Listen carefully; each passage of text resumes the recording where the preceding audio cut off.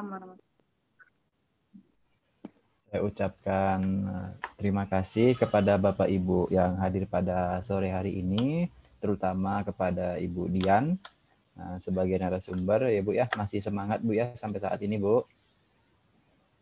Alhamdulillah.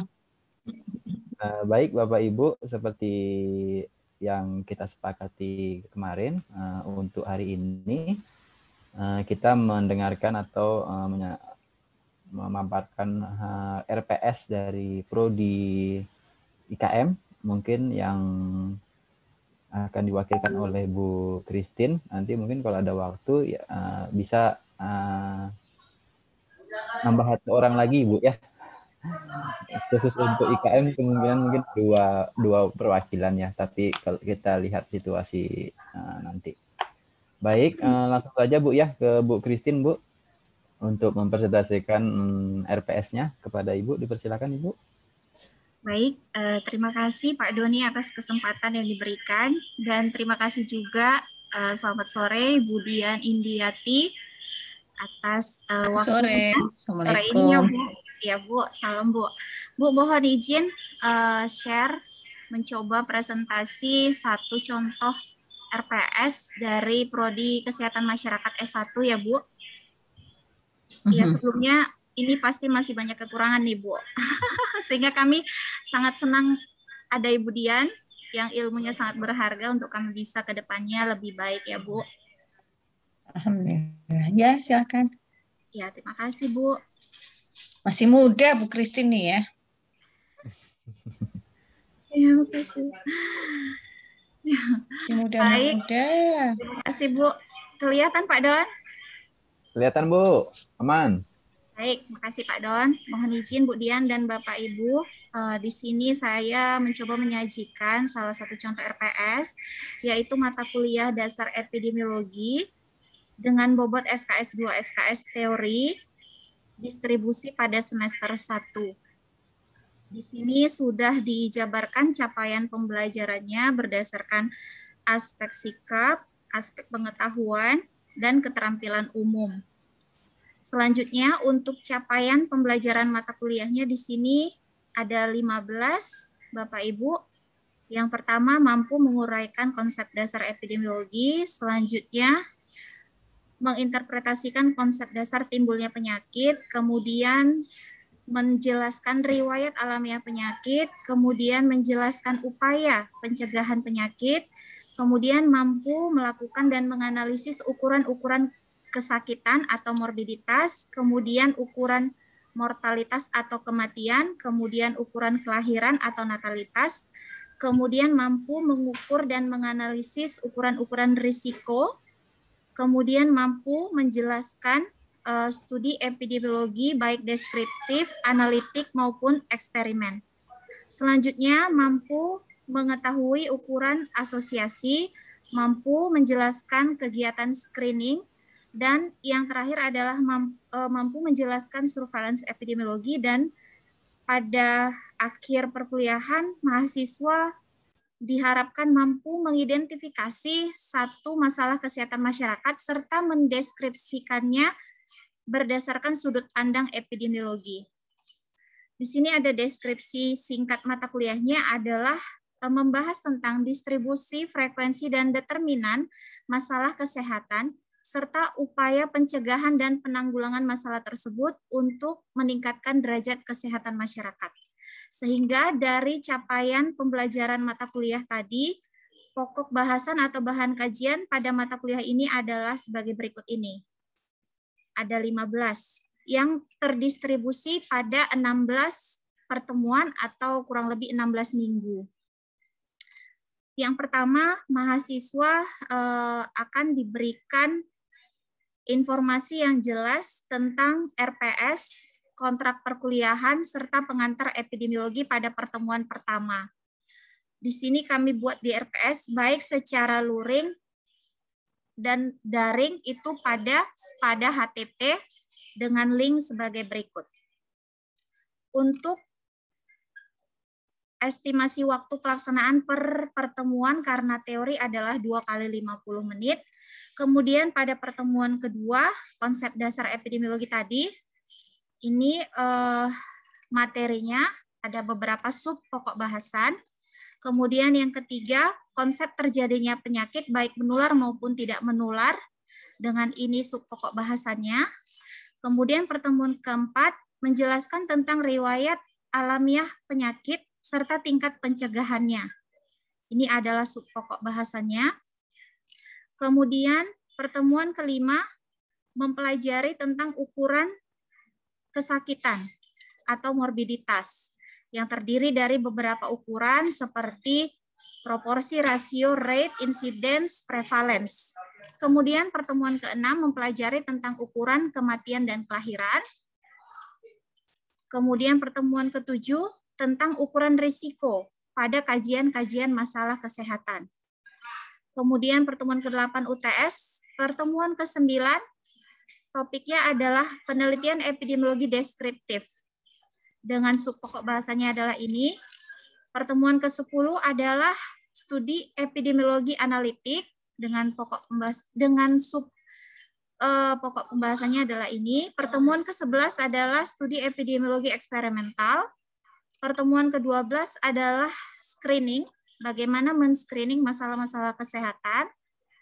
Kemudian pertemuan ke-13 surveillance epidemiologi, bagaimana pencatatan dan pelaporan masalah-masalah kesehatan. Kemudian pertemuan ke-14, mahasiswa diharapkan sudah mampu mengidentifikasi masalah kesehatan masyarakat serta menyusun sebuah seperti deskripsi epidemiologi masalah tersebut. Dan ini juga akan menjadi tugas makalah dari mahasiswa tersebut. Selanjutnya pertemuan ke-15 adalah seminar, di mana deskripsi epidemiologi masalah kesehatan masyarakat tersebut diseminarkan oleh mahasiswa dan juga merupakan bagian dari tugas. Dan pertemuan terakhir adalah ujian akhir semester. Kemudian Bapak Ibu, untuk tugasnya tadi berupa makalah dengan judul deskripsi epidemiologi misalnya demam berdarah Dengue. Maka dia akan menjelaskan tentang konsep terjadinya DBD, kemudian ukuran kesakitannya, ukuran kematiannya, lalu riwayat alamiah penyakitnya, lalu pencegahan DBD-nya, lalu studi-studi yang sudah ada tentang DBD, kemudian bagaimana screening dan juga surveillance tentang DBD tersebut. Maka makalahnya itu akan dinilai berdasarkan matris berikut, dan ini akan menyumbang 10% dari 20% nilai tugas. Selanjutnya pada pertemuan 15 akan dipresentasikan makalah tersebut berdasarkan indikator penilaian ini dan akan menyumbang 10% untuk nilai tugas karena nilai tugas kita adalah 20%. Selanjutnya untuk soal UTS-nya, mohon maaf Ibu, memang kelemahan kami untuk soal UTS saya rasa belum menggambarkan ini untuk mencapai kompetensi atau capaian pembelajaran yang mana. Belum sejauh itu, Ibu, mohon maaf, karena memang untuk profesi kesehatan masyarakat ini memang sudah 3 tahun sepertinya moratorium, tidak ada uji kompetensi, sehingga kami memang belum terlalu fokus untuk menyusun soal-soal kasus seperti itu. Jadi ini memang masih sangat terbatas seperti saya sampaikan di awal tadi, Ibu. Jadi ini contohnya bagaimana mahasiswa tersebut tahu bahwa data ini menggambarkan masalah kesehatan masyarakat berdasarkan distribusi apa. Seperti itu contohnya, Bu. Nah, ini kemudian soal UAS-nya, soal UTS ini akan menyumbang nilai 30% sesuai kebijakan dari Stikes. Kemudian nilai UAS-nya akan menyumbang 40%, masih seperti yang saya sampaikan tadi juga, Bu, belum menjabarkan ini untuk kompetensi atau capaian pembelajaran yang mana. Masih sebatas memang soal multiple choice seperti itu, Ibu. Nah, saat ini juga kami sedang berupaya untuk menyusun modul sehingga selain PPT kami juga akan menyerahkan modul kepada mahasiswa sesuai dengan RPS yang sudah kita susun. Mungkin itu Ibu yang bisa saya sampaikan. Mohon arahan Ibu Dian untuk kami bisa lebih memperbaiki karena ini di Kesmas S1 memang Ibu cukup banyak mata kuliahnya, ada 247 mata kuliah Ibu, karena ada 8 peminatan dan seluruhnya buka, sehingga memang ada 247 mata kuliah dan kami memang PR besar bagi kami untuk bisa melengkapi unsur-unsur dari bagian kurikulum di kesehatan masyarakat. Dan kami sangat bersyukur untuk kegiatan data sharing ini banyak ilmu yang Bu Dian bagikan. Terima kasih Bu Dian, mohon pencerahannya Ibu. Demikian Pak Doni. Baik, terima kasih Bu atas pemaparannya. Baik, saya serahkan kepada Bu Dian untuk memberi masukan atau saran. Silakan Ibu. Iya, terima kasih ya. Assalamualaikum warahmatullahi wabarakatuh. Kasih Pak Doni. Waalaikumsalam warahmatullahi Salam wabarakatuh. sehat selalu semuanya. Ya, semangat ya ibu-ibu, bapak-bapak semuanya. Ini lebih banyak ibu-ibu ya. Semangat ya. Mungkin kita memang istilahnya setiap hari ya. Harusnya yang ini ada jeda ya. Harusnya ya nggak apa-apa lah Bu Yesi. Nanti outputnya bisa hari Senin gitu ya. Hari Senin itu sudah bisa diserahkan gitu ya outputnya. Intinya seperti yang sudah saya jelaskan, kalau kita mau proses pembelajaran, kemudian metode pembelajaran dan evaluasi pembelajaran secara terintegrasi gitu ya dengan metode pembelajaran yang SCL, maka ya harus dimulai dari perencanaan, ya kan, perencanaan, kemudian pelaksanaan, kemudian monitoring, pengendalian ya, kemudian evaluasi, kontrol. Nah intinya RPS itu juga memang sih tidak semua dosen bisa improve, maksudnya bisa improve-nya maksimal gitu ya. Seperti saya pertama dulu juga, aduh ini sekali lagi saya juga susah banget ya bikin RPS gini aja gitu. Dosen ini lama-lama pekerjaannya tambah banyak ya gitu. Tapi itu kan tanggung jawabnya dosen ya gitu. Terus siapa lagi gitu. Kemudian udah ada peraturan menterinya. Nah, di dalam pembuatan RPS itu betul-betul itu setiap semester, setiap tahun itu dievaluasi sendiri oleh masing-masing dosen pembuat RPS dan timnya, terutama ada kelompok bidang keahlian gitu ya. Jadi pada waktu kita melaksanakan proses pembelajaran, kita kan bisa evaluasi ya. Duh, ini RPS-nya seperti ini, pelaksanaannya kok ada yang beda ya. Maunya kami, niat kami nggak begini Bu gitu. Nah itu dicatat gitu pada waktu pelaksanaan sehingga nanti akan memperbaiki RPS. Kemudian yang lebih penting lagi itu yang menjadi perhatian kita dosen itu ya sampai dengan penilaian, asesmen dan evaluasinya gitu. Jadi kalau ada evaluasi pembelajaran ya betul gitu. Pada waktu itu bagaimana evaluasinya kita lihat gitu. Oh ya penilaiannya begini enggak. Kenapa? Karena sebetulnya itu adalah lulusan kita itu betul-betul sesuai dengan profil yang kita tentukan atau enggak. Kita itu maksudnya prodi ya, yang sudah prodi tentukan. Kemudian dengan indikator-indikatornya. Apalagi akreditasi sekarang itu ya setiap tahun dievaluasi oleh Badan Akreditasi Nasional ya, mungkin oleh Kemendikbudristek-Dikti ya kalau sekarang ya, kan dievaluasi. Jadi ini sharing juga. Jadi kami mendapatkan akreditasi unggul ya, tentunya dengan indikator-indikator gitu. Itu tidak oh ya sudah kalau unggul udah oke hore, enggak begitu. Ukurannya apa? Ukurannya adalah lulusan. Nah, ini yang menjadi tanggung jawab Bapak Ibu dosen tentunya. Pada waktu kita membuat planning, perencanaan berarti RPS-nya berarti harus betul-betul gitu ya. Kemudian waktu penilaiannya juga biarinlah Bu kalau udah lulus ini enggak. Sekarang yang diukur oleh Kemendikbudristek-Dikti itu adalah malah justru lulusannya ya. Malah justru lulusannya gitu. Nah, itu sudah bisa mencerminkan itu atau belum, mulai dari RPS, kemudian soal tugas, kemudian soal UTS, soal UAS. Saya terus terang kalau sudah mencocokkan antara RPS dengan rubrikasi itu agak berat gitu. Cuman harus dilalui. Jadi kesini kayaknya jadi makanan sehari-hari kayaknya ya gitu. Ya, jadi ini ya gitu.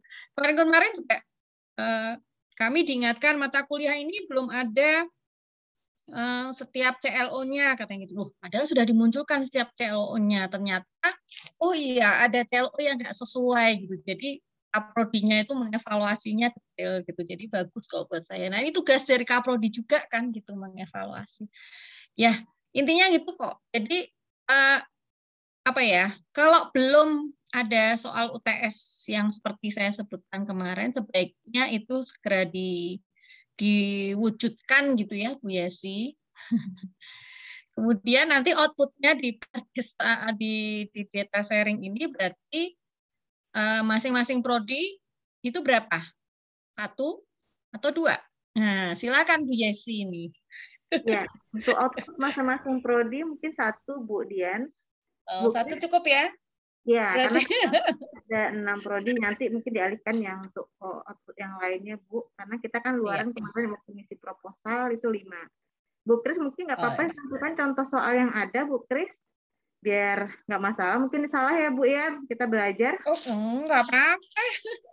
Mungkin nanti outputnya bisa diserahkan Senin gitu ya. Mungkin siapa aja yang mungkin bisa dikirimkan dulu, Bu. Mungkin saya evaluasi, istilahnya saya coret-coret dulu gitu ya, nggak apa-apa gitu. Nanti sebelum dikumpulkan, sebelum ditagih sama Kemenristek ya.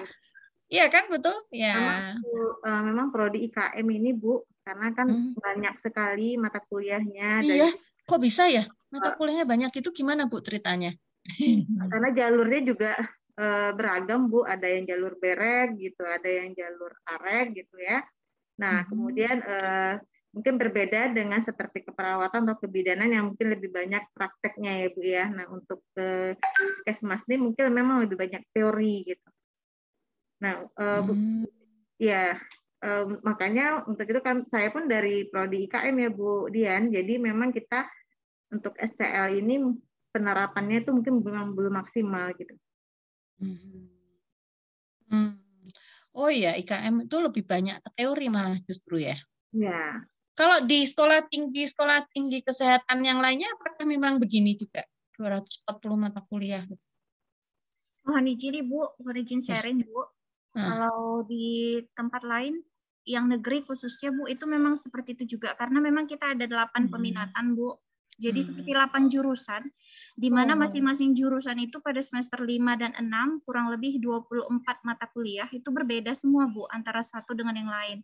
Jadi tentu itu aja udah 24 kali 8 Ibu, ditambah dengan mata kuliah semester 1, 2, 3, 4, kemudian 7 dan 8 Ibu.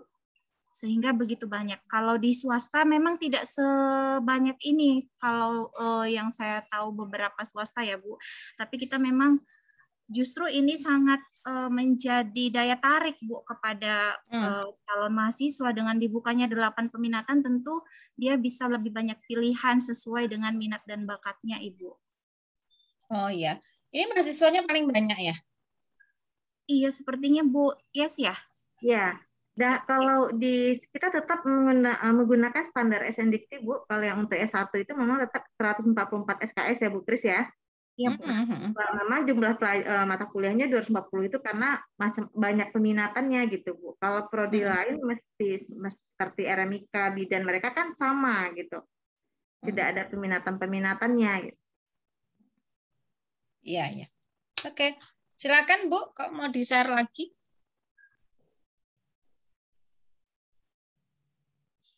Atau gimana Bu Christine? Mungkin cukup 1 ya Bu dari prodi IKM Bu. Oke ya. Soal-soalnya udah ya tadi ya? Udah Bu, sepintas sudah ditunjukkan Bu. Oh ya udah. Rubrikasinya belum ada ya? Rubriknya tadi untuk rubrik tugas Bu, ada Bu.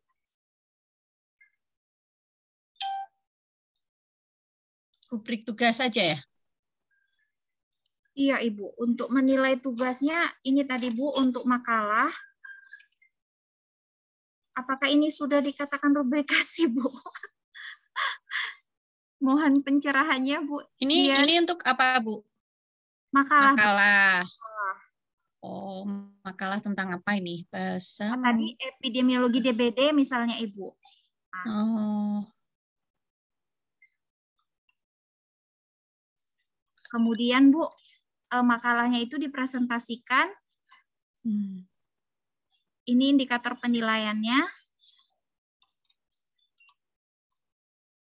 Lalu nanti itu akan memenuhi 20% tugas mata kuliah. Tugas. Iya, Bu. Ya, yang tidak sudah rubrikasinya udah ini ya. Udah ada. Sudah ada, Bu. Soal tadi yang masih ragu ini, Bu. Oh iya, kalau soal harus ada memang. Ya, Bu. Ininya CLO-nya, sub CLO-nya juga CPMK harus. Izin bertanya, Bu. Iya. Ya, untuk rubrik itu, Bu, itu terserah dari institusi ya, Bu, ya, modelnya seperti apa. Kita tidak ada standar bakunya dari Kemendikbud atau dari Ristekdikti ya, Bu, ya.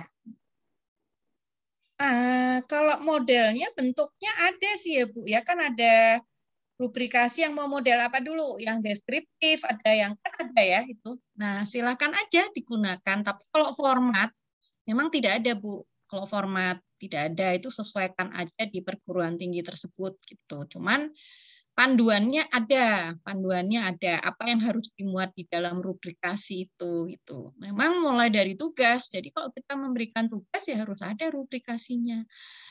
Kan intinya itu apa? Asesmen itu kan harus terbuka, harus objektif. Jadi pada waktu mahasiswa bertanya, kenapa saya bisa dapat nilai A minus misalnya gitu ya. Apa aja ya Bu yang dinilai gitu. Oh tugas 20%. Oke kemarin tugasnya ada 3 misalnya gitu ya. Sebelum UTS 2, sebelum UAS-nya 1. Nah ini nilai-nilainya berapa? Nah itu kan objektif dan terbuka ya, transparan. Nah itu yang harus dijelaskan dan mahasiswa paham gitu. Oh ini ya yang dinilai. Dan sebaiknya pada waktu kita mau memberikan tugas, itu semua ada rubrikasi itu. Jadi dijelaskan ke mahasiswa. Nah, kita contoh yang rubrik penilaian di share Bu Christine tadi, itu yang dari formulir mutu ya Bu Christine ya, diadap ya. Betul Bu, yang dibagikan. Berarti Bu Yanti itu kan yang sudah berarti itu bisa kita terapkan untuk seluruh prodi di STIKES kita ya Bu ya?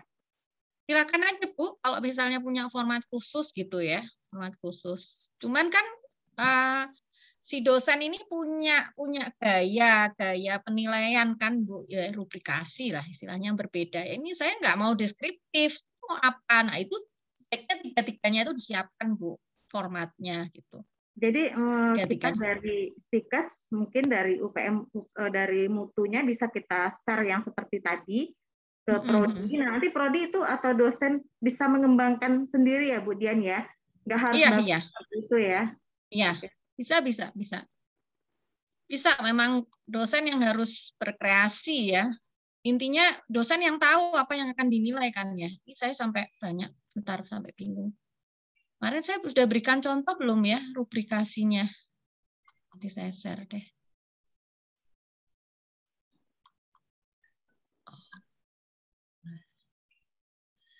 Ini juga yang nanti saya akan ingatkan juga bagi dosen-dosen gitu ya, pada waktu membuat RPS itu sekali lagi saya ingatkan jangan membebani mahasiswa itu dengan udahlah kasih tugas gitu. Tapi tugas itu yang relevan loh gitu ya, harus kita berikan. Kemudian capaian pembelajaran itu yang paling penting gitu.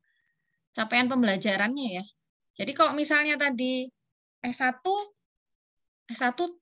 kan 6 ya, tingkatannya ya, levelnya ya, itu yang harus diperhatikan. Berarti istilahnya menguasai konsep teoritis gitu ya, ini kan sarjana ya, S1. Menguasai konsep teoritis bidang pengetahuan tertentu secara umum dan konsep teoritis bagian khusus dalam bidang pengetahuan tersebut secara mendalam serta mampu memformulasikan ya penyelesaian masalah prosedural ya. Beda kalau yang di magister atau S2 ini kan dia memecahkan permasalahan ilmu pengetahuan, tapi bukan prosedural kan. Kalau S1 itu prosedural.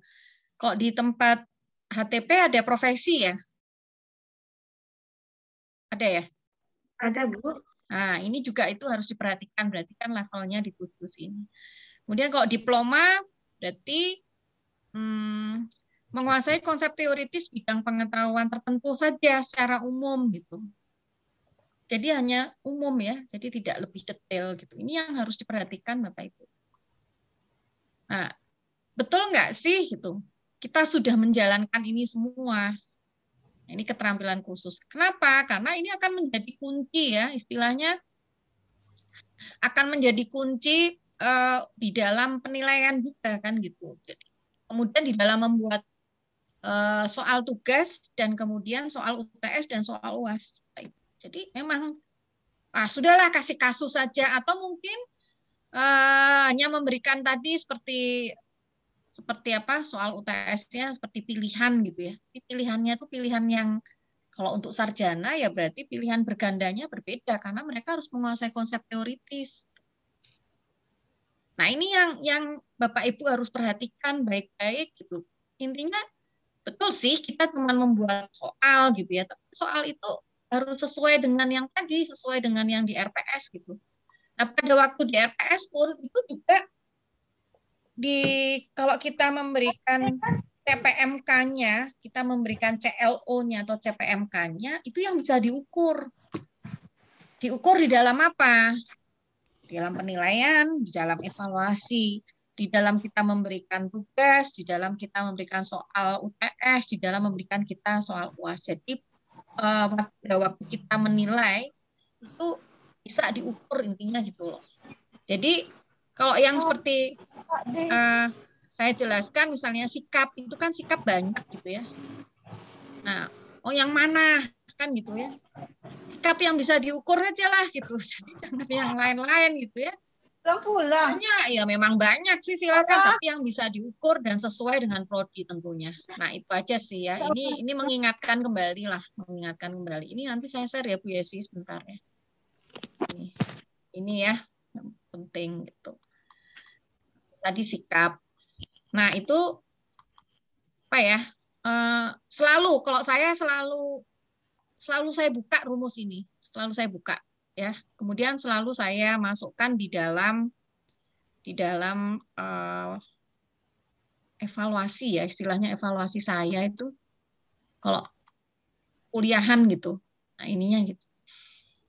Betul nggak sih? Waktu kemarin saya bikin soal, oh ternyata jawaban mahasiswa seperti ini. Oh gimana ya? Oh ya. Jadi sesuai nggak evaluasinya itu ya, evaluasinya target kita tercapai atau enggak. Nah, prinsip penilaian kan harus ini nih, transparan gitu ya. Jadi kalau mahasiswa nanya, nggak usah nanya. Kalau saya biasanya suka saya umumkan nih tugas nih. Kemudian saya punya bank tugas gitu ya. Dah, ini nanti nilai-nilainya ada nih semua gitu. Jadi nanti kalau ada yang mau bertanya silahkanlah unsur penilaiannya apa untuk mengingatkan kembali gitu. Nah, ini aja sih Bapak Ibu, jangan lupa ya.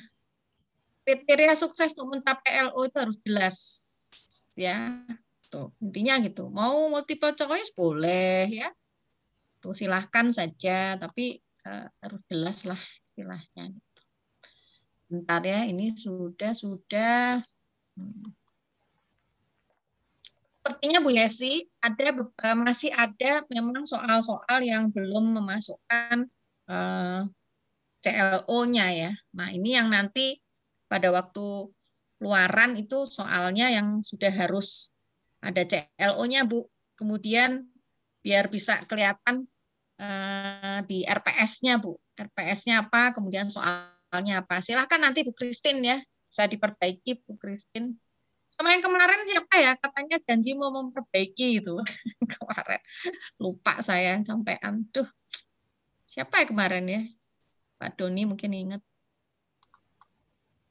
Yang kemarin yang mempresentasikan itu Bu Eka, Bu Ani, kemudian Bu Astuti Marlina, kemudian Bu. Yang sudah ada modul juga siapa ya kemarin? Bu Ani nggak salah saya Bu. Bu Ani. Bu Ani ya. Iya, yang bidan D3 bidan Bu. Semuanya udah ada modul Pak Don. Di KM juga udah ada ya Bu Kris, udah banyak malah. Udah Bu. Di KM, PSIK, bidan, rata-rata udah punya modul kita semuanya Bu. Oh iya, tapi kemarin yang menyajikan modul cuma satu kemarin itu. Keperawatan ya, Bu Eka. Iya. Iya. Iya. Nanti kalau mau diperbaiki silahkan. Kayaknya harus lengkap tuh Bu. Baik, Bu. Karena pasti targetnya begitu. Jadi tidak hanya sekedar RPS gitu, enggak. Contoh aja ini Bu. Sudah ya. Ini juga nih. Kalau perlu, betul-betul deh. Saya juga kadang-kadang sebentar saya kalau mau menilai keterampilan umum, oh ya bener nggak ya pakai ini? Oh iya, pakai tes lisan. Kok tes lisan gimana ya?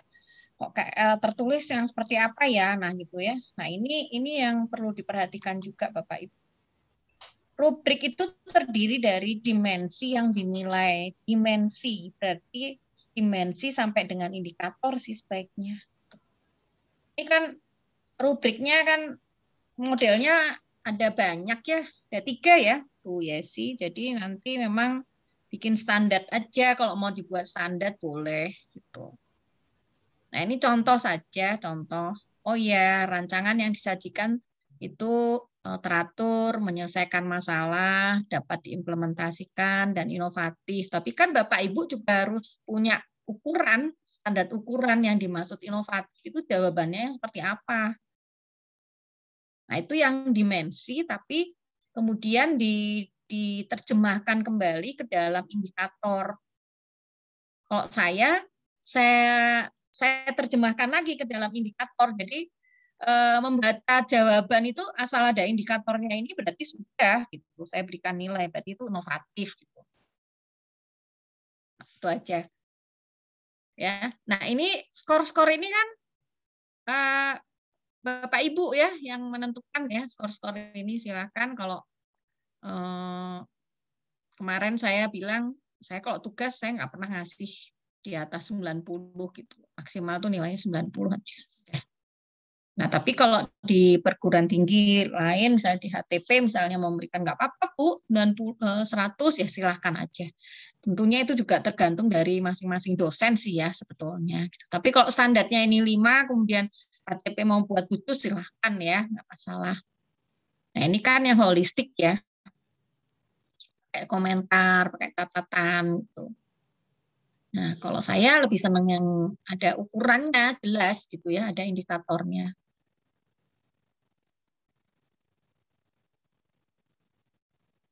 Ini indikator-indikatornya ini yang salah satu yang nggak ada berarti menjadi baik, kemudian ini nggak ada cukup berarti. Nah, tapi Bapak Ibu punya semuanya gitu ya. Ini tadi sebentar. Ada yang presentasi itu tadi mana ya? Nah, ini nanti bisa saya share Bu Christine kalau misalnya mau digunakan silahkan. Tadi kan Bu Christine ada ya bahas presentasi itu. Saya juga kesini aja Bu gitu presentasi paling saya tambah ya. Kalau presentasi itu saya minta bahannya PPT-nya, yang saya nilai itu PPT-nya, dan yang saya nilai lagi itu cara dia presentasinya kan gitu. Pada waktu dia presentasi. Jadi PPT-nya juga dinilai gitu. Jadi bahan PPT-nya itu loh. Ya. Nah, itu. Nah, silahkan bisa digunakan lah ini beberapa contoh. Ini sebetulnya kan ada di Penmeristek Dikti ya. Bisa di-download ya. Nah ini kadang-kadang kita nggak usah lah, cuman iya mau nggak mau ya ini harus di apa ya istilahnya harus diikuti gitu. Ini saya berikan contoh akuntansi, kebetulan kan di tempat kami ada prodinya ada manajemen bisnis, teknologi informatika, kemudian akuntansi, S1-nya ya. Tuh. Nah, ini 7 ya, 7. Kalau tadi kan 5, ini 7. Ya. Nah, tapi kalau mau 6 gitu juga boleh, silahkan aja. Bu, misalnya dosen punya masing-masing lah gitu, nggak usah diformat oleh HTP misalnya gitu, boleh nggak? Ya silahkan, itu dibicarakan antar pimpinan ya. Ya, oke ya. Nah, tadi Bu Christine, RPS-nya tadi misalnya cara mengukur sikap, bagaimana cara mengukur sikap Bu Christine? Ya, cara mengukur sikap Bu Christine. Tadi ya sikapnya banyak ya Bu Christine, coba RPS-nya nanti kita lihat ya. Nah, ini Bapak Ibu sudah belum sih menerapkan ini?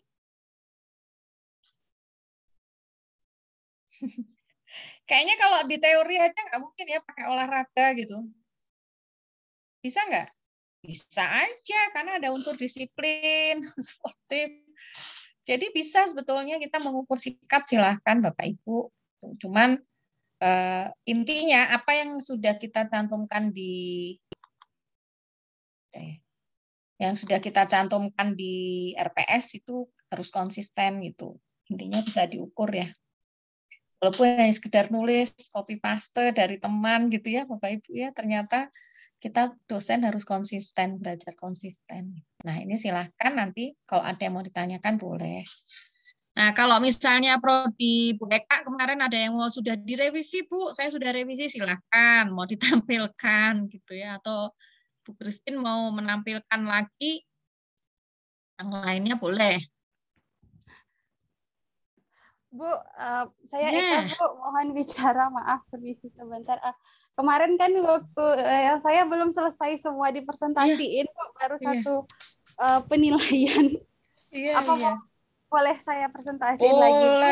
Boleh sekali. Wah, ini hebat nih ya, semangatnya nih benar-benar ya. Sebentar ya, Pak Bu. Pak Doni, Ya, Bu. ini dosennya pada semangat-semangat nih, perempuan-perempuan, ibu-ibu nih. Yang laki-laki juga semangat, Bu. Iya, semangat. Ya, ini keren nih. Wih, semangat. Senang-senang lihatnya nih, Bu Yesi. Sebentar ya, Bu, saya buka dulu, Bu. Enggak apa-apa, santai. Saya juga sambil ngeliat materi saya nih. Banyak, sebentar sayanya sampai bingung.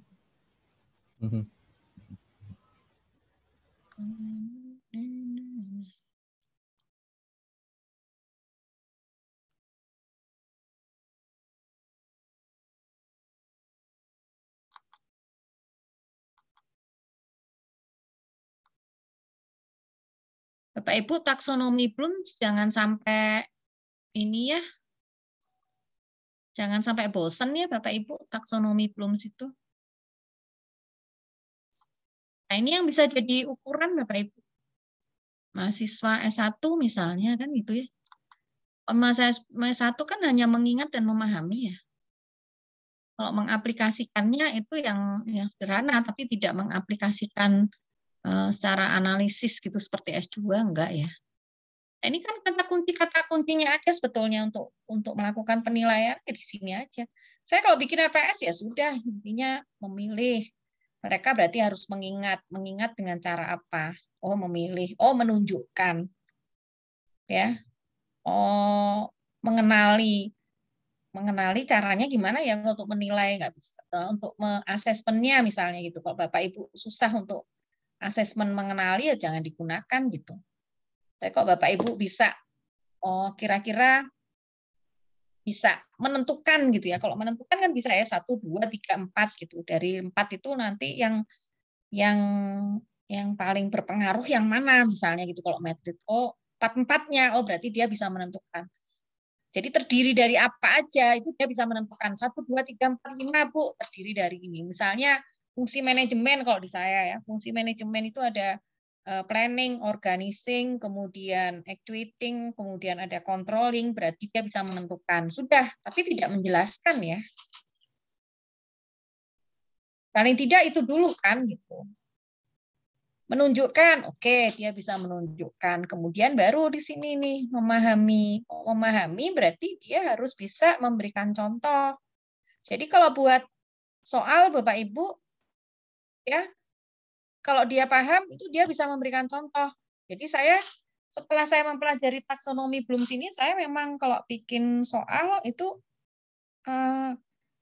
berikan contoh gitu ya, sehingga konsep tersebut dapat lebih jelas perbedaannya misalnya gitu mahasiswanya untuk diberikan contoh di situ. Nah, ini kan berarti sudah memahami. Nah, kalau dulu kita bikin soal kan mahasiswa diminta untuk menjelaskan gitu ya. Nah, menjelaskan itu apa aja misalnya. Oh, dia bisa mengekspresikan, mengemukakan kembali dengan memberikan contoh. Nah, ini yang harus dituliskan di RPS Bapak Ibu. Nggak perlu dituliskan semuanya, Bapak Ibu. Yang bisa dinilai oleh Bapak Ibu dalam rubrikasi ini dituliskan. Ini di dalam RPS itu dituliskan. Banyak ini si Bloomsnya kan ngasihnya banyak. Kata kuncinya Bapak Ibu tinggal pilih aja mana yang bisa untuk dijadikan asesmen, dijadikan untuk penilaian intinya gitu. Ini nanti kalau sudah S2 kan ya. Nah, ini silahkan aja Bapak Ibu. Ini kata kunci kadang-kadang kita apaan sih nih ya gitu. Nah, ini taksonomi Bloom. Saya juga enggak apa istilahnya enggak hafal, memang harus dibuka. Nah, pada waktu menyusun RPS itu kan nggak mungkin semuanya. Bapak Ibu, nggak mungkin semuanya ini. Nah, intinya yang bisa dijadikan ukuran bisa untuk penilaian mahasiswa oleh dosen. Nah, ini kemukakan aja di sini. Ya, menguraikan, oke, bisa kan ya, mendefinisikan gitu ya. Tapi kan biasanya di soal UTS sama soal UAS nggak ada mendefinisikan. Saya mah udah jarang sekali ya mendefinisikan gitu. Jadi di dalam apa RPS saya juga kalau untuk UTS UAS itu saya nggak ada gitu mendefinisikan. Nah, silahkan saja Bapak Ibu. Ini harus muncul karena apa? Karena taksonomi Bloom untuk mengukur apa? Nah, silahkan.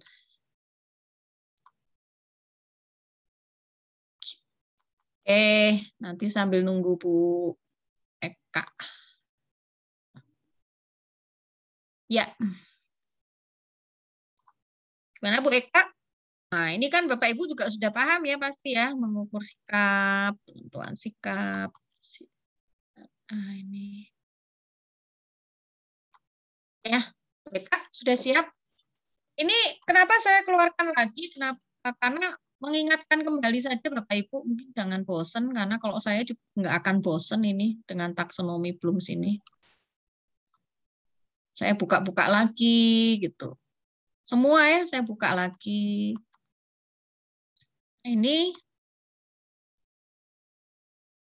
apa, siapa, di mana, kapan, sebutkan itu untuk membuat soal kan bisa.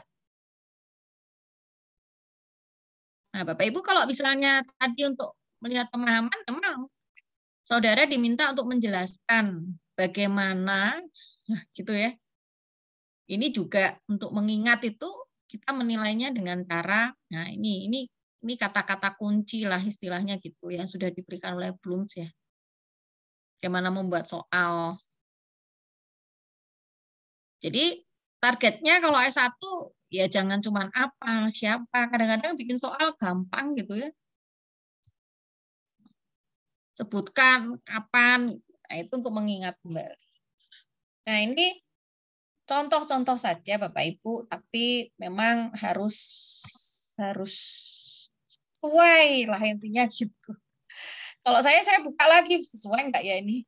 gitu. Saya buka lagi, oh ternyata belum sesuai, berarti ada yang salah.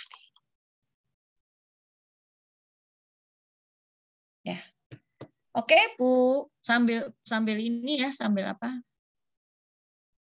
Sambil menunggu ini istilahnya saya mengingatkan kembali Bapak Ibu lah. Oke, Kak, silahkan. Ya Ibu, sebentar Ibu. Biar nggak bosen soalnya nanti kalau saya ngobrol terus bosen. Iya Bu. Ambil diskusi, yuk. Ya. Ya. Ih, semangat ya Bu Eka ini. Semua ini Bapak Ibu semangat ya.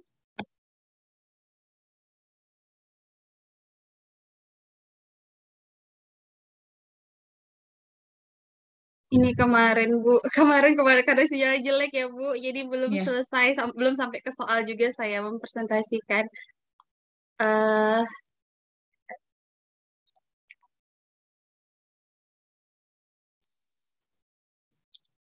Sambil minum nggak apa-apa ya, izin. Ya Bu, monggo Bu.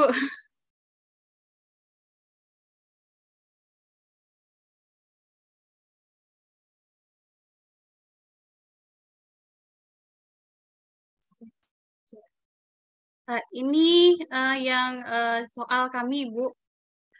Kalau ini untuk soal UTS UAS, Ibu, per mata kuliah, itu soalnya ada C2, C3, C4, tergantung dari taksonomi belumnya mahasiswa sudah sampai afektif atau sampai psikomotor.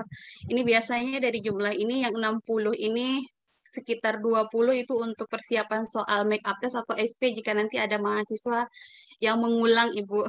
Jadi soalnya nanti saat mahasiswa SP atau make up test tidak semuanya sama dengan soal saat mengambil mata kuliah waktu per semester.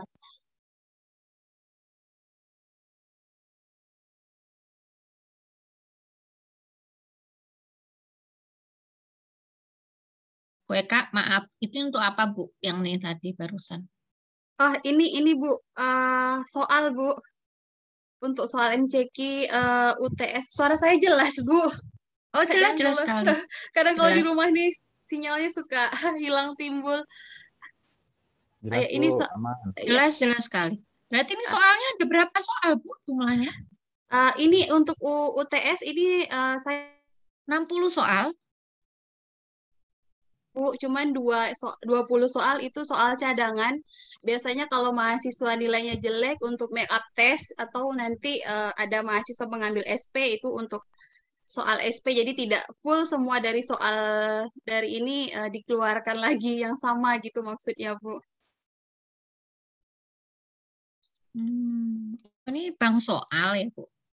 Ini soalnya. Bank soalnya juga ada kami, Bu.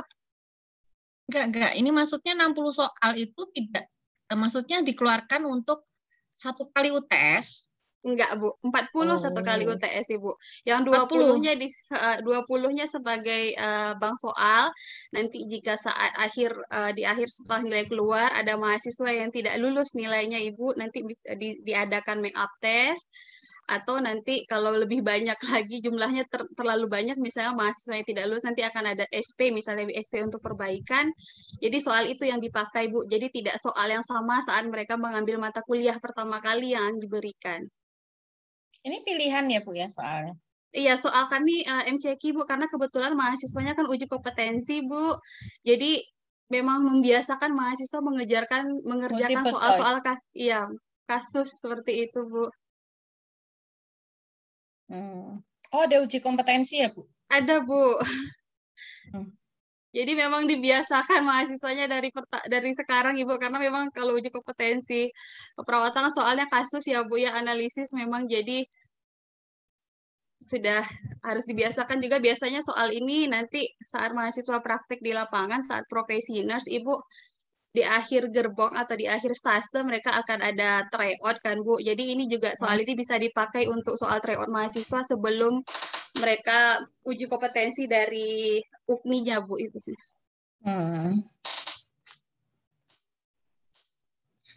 Ini untuk persiapan ya jumlahnya. Nanti bisa jadi bahan evaluasi ya. Iya, Bu.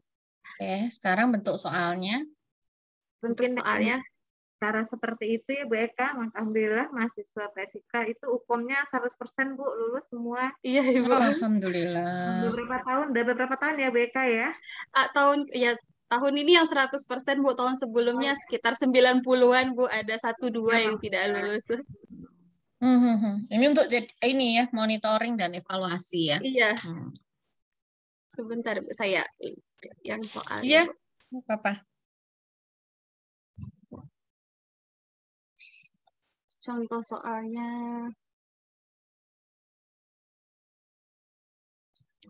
Nah, ini salah satu contoh soal ujian akhir semester ya, Bu, saya tunjukkan. Dan waktunya juga kami juga berusaha kalau untuk uji kompetensi satu soal itu kan standarnya 1 menit ya, Bu, ya, untuk soal multiple choice. Paling saya cuma ngasih kelebihan waktu 50 menit, Ibu, untuk mahasiswa. Biar mereka mulai belajar mencocokkan waktu dalam menyelesaikan soal. Ini salah satu contoh soal, Ibu. Jadi memang kasus, jadi mereka menentukan soal kasus tapi multiple choice ya. Iya, kasus multiple ini choice. disesuaikan dengan uji kompetensi. Iya, disesuaikan dengan uji kompetensi mahasiswa juga, Bu. Kalau yang C2 masih ada ini Bu soalnya yang recall. Oke. Ini yang belum kira-kira apa, Bu? Apanya, Bu? Jadi soal ini yang belum ada apa? Kalau soal kami di keperawatan itu ada vignette-nya, Bu, memang ada standarnya. Jadi memang nanti setiap tahun dosen itu pasti akan ikut item development atau item review, Bu. Jadi memang kami membuat soal itu sesuai dengan vignette yang dari IPMI untuk uji kompetensi perawat, Ibu. Enggak, ada. Maksudnya menurut Bu Eka, kalau sudah saya jelaskan kemarin, ini yang di soal ini yang belum ada apa? Apa ya, Bu? Saya ada kemarin nggak masuk 1 kali, Bu, karena rapat kelulusan. Jadi kayaknya pas Ibu waktu menjelaskan rubik penilaian deh saya nggak masuk sama soal. Mohon maaf, iya, Ibu. Nggak apa-apa, yang namanya di soal itu ada CLO-nya, Bu. Tetap ada CLO dan CPMK-nya. Ya, ini yang belum gitu. ada. Nah, nanti harus ada. Berarti itu. Harus ada. CLO-nya gitu, atau Ibu. CPMK-nya. Sesuai dengan CLO dan sesuai CPMK. Sesuai dengan RPS lah ya. Bu, kalau dari soal gimana? Maaf, Bu.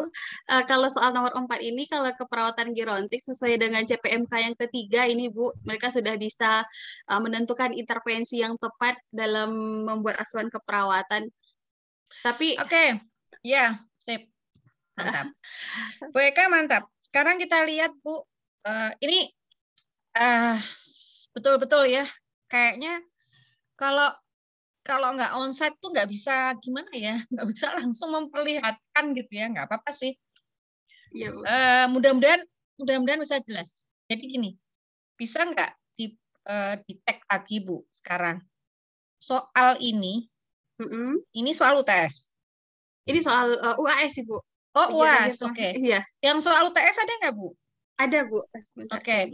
Soal UTS dulu, kemudian kita cek di RPS-nya, Bu. Nah, gitu. Sampai CLO berapa sih RPS-nya? RPS. Enggak apa-apa, Bu. Iya, Bu. Saya juga senang, Bu. Kalau misalnya ada yang tidak sesuai, bisa memperbaiki. Orang saya aja sampai berapa ya, waktu kita kan jalanin ini udah berapa tahun ya. Kemudian karena kalau di tempat kami sesuaikan langsung dengan sistem gitu. Jadi pada waktu, kenapa ya munculnya kok bisa beda ke sistem? Kan kalau sistem kan muncul otomatis ya, jadi di RPS kita. Ini ada apa ya sebentar? Jadi ada yang nggak sesuai gitu. Ternyata pada waktu kita membuat RPS-nya itu, itu memang menyulitkan gitu ya, menyulitkan. Nah, itu kan idealisme dosen ya, gitu. Jangan sampai gitu loh, kita jadi dosen tuh istilahnya menjedali materi yang sekian banyak untuk mahasiswa. Benar nggak sih dia kalau dengan materi-materi seperti itu tercapai kompetensinya? Oh iya, Bu, karena di buku ini harus begitu. Nah, ini yang harus kita ubah kan ya. Pola pikir ini yang kita dosen tuh harus kita ubah. Tidak semua buku referensi harus masuk semua ke dalam materi perkuliahan. Iya, Bu. Iya kan, benar nggak? Iya, benar, Bu. Saya punya buku referensi banyak. Kenapa? Karena buku referensi satu materinya hanya 5 materi gitu. Kemudian buku referensi ini hanya 4 materi gitu ya. Jadi buku referensinya banyak, jadi nggak mungkin satu. Jadi kalau dosen hanya pakai referensi satu buku referensi, kemudian semua materinya masukkan semuanya di RPS. Nah ini harus jadi evaluasi kita semuanya gitu. Betul nggak gitu? Kalau saya udah nggak lagi gitu. Kalau saya udah jujur nggak lagi begitu gitu. Pada waktu saya dapat workshop dari Dikti, kemudian dari L2 Dikti, Kopertis gitu ya, wilayah 4 kembali lagi ke Dikti, saya baru terbuka bahwa oh iya ternyata kita balik sekarang konsepnya kan gitu ya. Untuk mencapai kompetensi itu mahasiswa harus mencapai subkompetensi ini. Untuk mencapai subkompetensi ini, materi-materi apa yang dibutuhkan? Ternyata tidak semuanya. Nah, ini nanti tanggung jawab dari Bu Yesi membuat budaya atau pola pikir dari semua dosen gitu. Betul nggak? Sudah SCL? Oh, sudah betul RPS kita SCL semuanya. Tapi betul nggak pola pikirnya sudah mulai seperti itu gitu. Nah ini tugasnya Bu Yesi berat ya, SPM gitu. Dan Kaprodi tentunya ya. Iya. Semangat ya Bu Eka. Iya, Ibu. Ini soal UTS ya? Iya, ini soal UTS, Ibu. Oke, ke atas dulu, Bu. Atas. Sederhana. Sederhana. Ke atas boleh, Bu? Ke atas, Bu. Sebentar ya, Bu. Sederhana sekali memang. Kalau kami itu pada waktu mengumpulkan soal kan istilahnya dikoreksi dulu ya gitu oleh ketua kakaknya, koordinator lah istilahnya ya.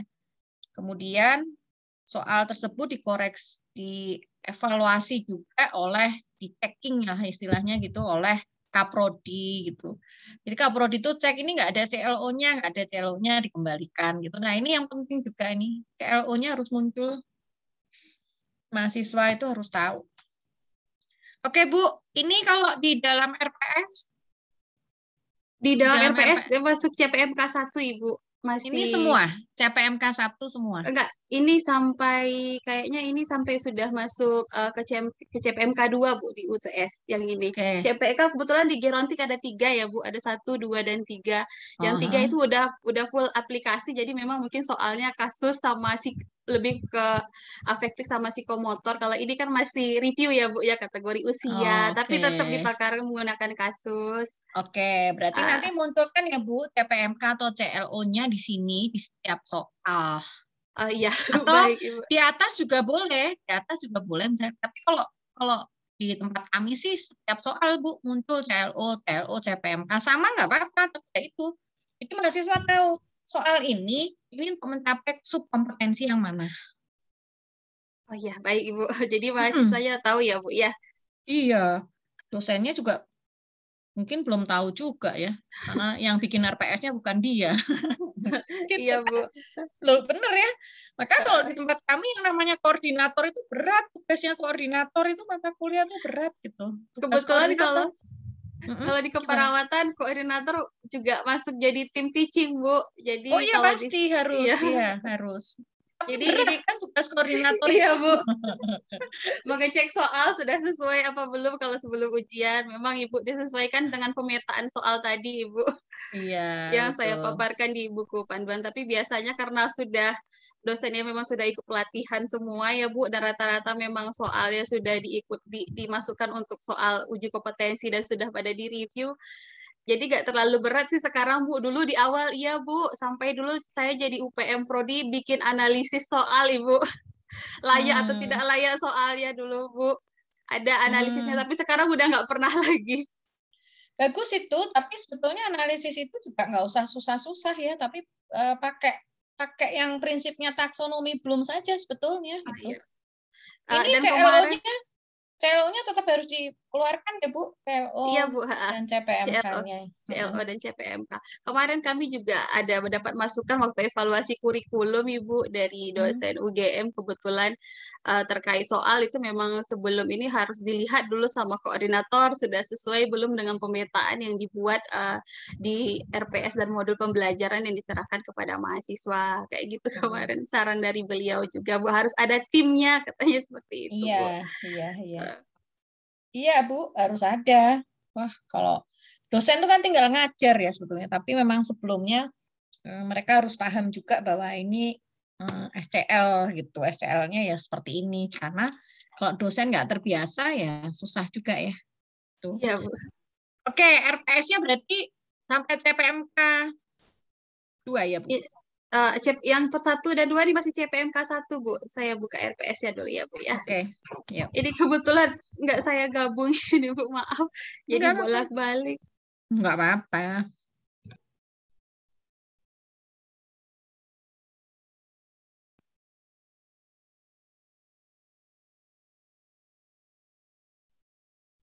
Ya sih targetnya kapan ini outputnya dikumpulin?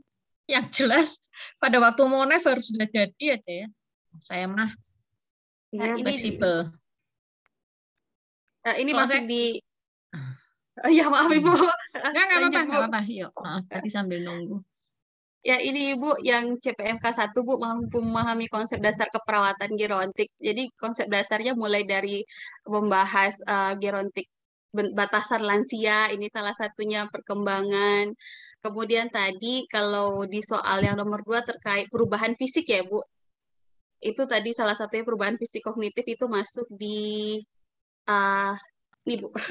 Perubahan biologis, fisik, psikologis itu masih CPMK 1 Ibu. Saya boleh lihat ini apa sih istilahnya? Ini memang karena kecil nggak apa-apa. Ke atas Bu, boleh Bu? Oh iya, baik Bu. Ke atas lagi ya Bu.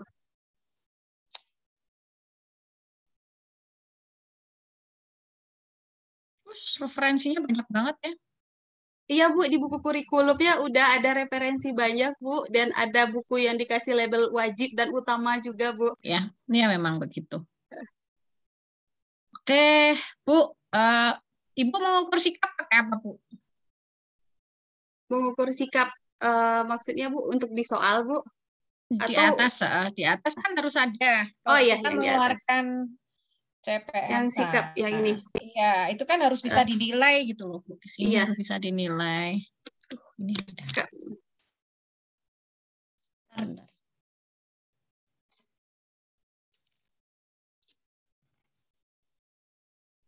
Ini yang aspek sikap Bu. Itu tergantung dari kegiatannya sih Bu. Kalau misalnya penilaian soft skill kami ada Bu.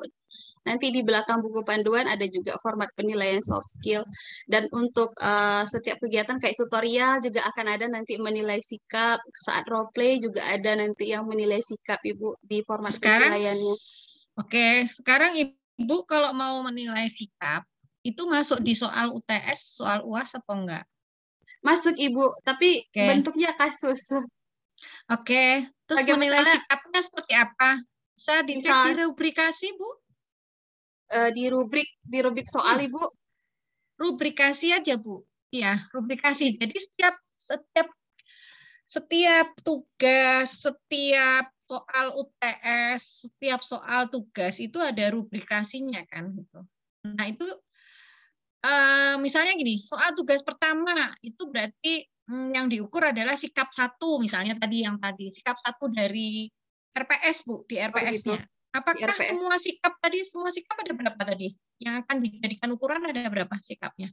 Ada 10. 10. Wow. 5, 6, 7, 8 Bu. Itu poin 4 sama. Oh iya, oke. 4 sama 8-nya nggak ada. 8 ini Ibu masuknya di mana cara mengukurnya? Maaf ya Bu, enggak bermaksud untuk Iya Bu. Ini untuk kebaikan kita semua gitu. Saya dulu juga gitu Bu. Ternyata iya ini gimana cara saya mengukur sikap ini di tugas ini masuk enggak ya? Tugas ini masuk enggak ya? Ini benar enggak ini untuk kompetensi ini tuh mata kuliah ini bisa tercapai gitu, bener nggak itu dengan ini sikap Iya, ini? kebetulan kemarin Ibu karena di matriks yang ininya kurikulum itu memang kalau misalnya keperawatan gerontik dia P ini sama S ini sampai KK ini sekali ini. Jadi kita tinggal mengambil aja. Cuman saya nggak pernah memperhatikan sama kayak Ibu bilang soal ini dia menilai sikap yang mana. Saya belum sampai ke sana ternyata Nah, memang harus memperhatikan. begitu. Sampai segitu, Bu. Uh, Harus saya gitu. nggak pernah sampai ke sana untuk oh ternyata bener Nah, bukan ini pikiran saya sama Ibu. semua mudah-mudahan ya, semua ya. Saya juga terbuka lama-lama. Kalau saya kasih semua 8 sikap ini, berarti saya idealisme dosen gitu. Betul nggak sih mereka bisa tercapai gitu soft skill-nya ini gitu. Betul nggak kompetensi itu tercapai dengan soft skill yang ini? Nah, gitu. Betul, Nah, kalau oke, silakan ya, misalnya bisa untuk mengukur, oke silakan, tapi tuliskan di situ. Di setiap apa ya istilahnya, di setiap soal tugas yang kita berikan, di setiap soal UTS, setiap soal UAS, bahwa mahasiswa juga harus diajak berpikir. Mahasiswa malah justru harus tahu gitu ya, bahwa soal UTS ini mengukur sikap Anda, sikap yang mana. Tuh, keluarkan, munculkan di situ S berapa gitu. Dan di rubrikasi yang paling penting Bu, di rubrikasi Bu.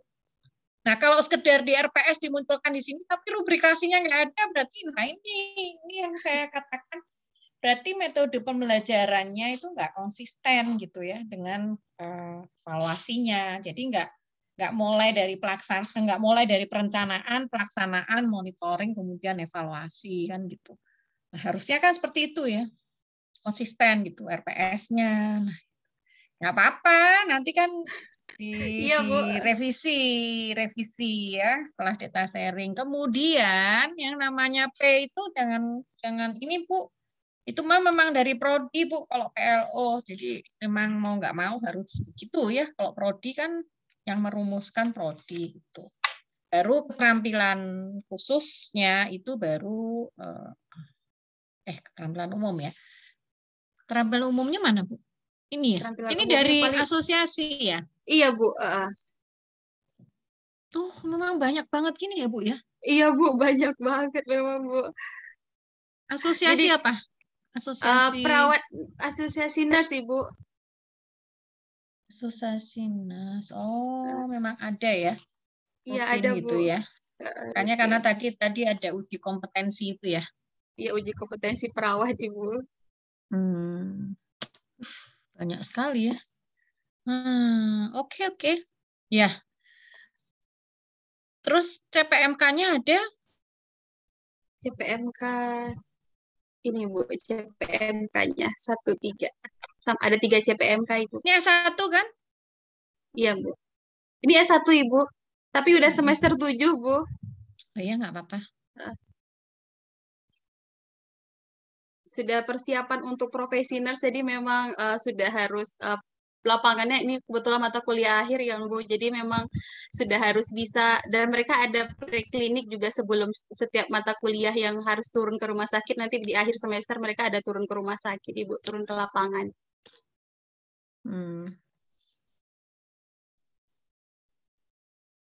Terus Bu bisa ke bawah Bu. Ya, baik.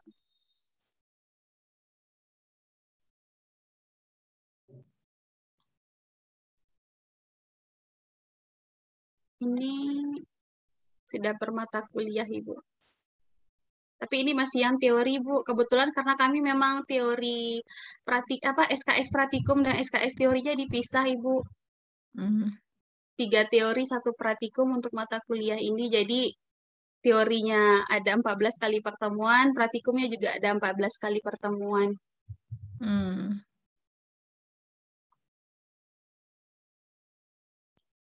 Iya. CPMK-nya ada 3 tadi ya Bu ya? Iya, ada 3 Bu. Ini sudah mulai CPMK 3 Bu, setelah UTS Ibu, udah CPMK ketiga. Oke, CPMK pertama masih Ibu, taksonomi Bloomsnya ambil apa? Taksonomi Bloomsnya masih kognitif afektif Ibu. Ya, yang mana? Rumusnya yang mana? Yang ini, Bu. Yang C2, memahami, Bu. Oke, Sama memahami. A2, menanggapi. Sama afektif yang kedua mengambilnya menanggapi, Bu. Memahami. Dan menanggapi. Cara ngukurnya gimana, Bu? Memahami diukurnya ini kan ada nilai ujian tulis, Ibu. Ini masih ujian tulis dia, mahasiswanya.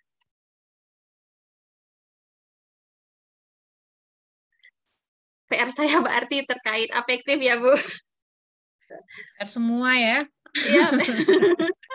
Mungkin sudah ada, Ibu, tapi tidak digolongkan dia masuknya sikap yang 1 atau 2 itu yang masih belum dipetakan, Ibu.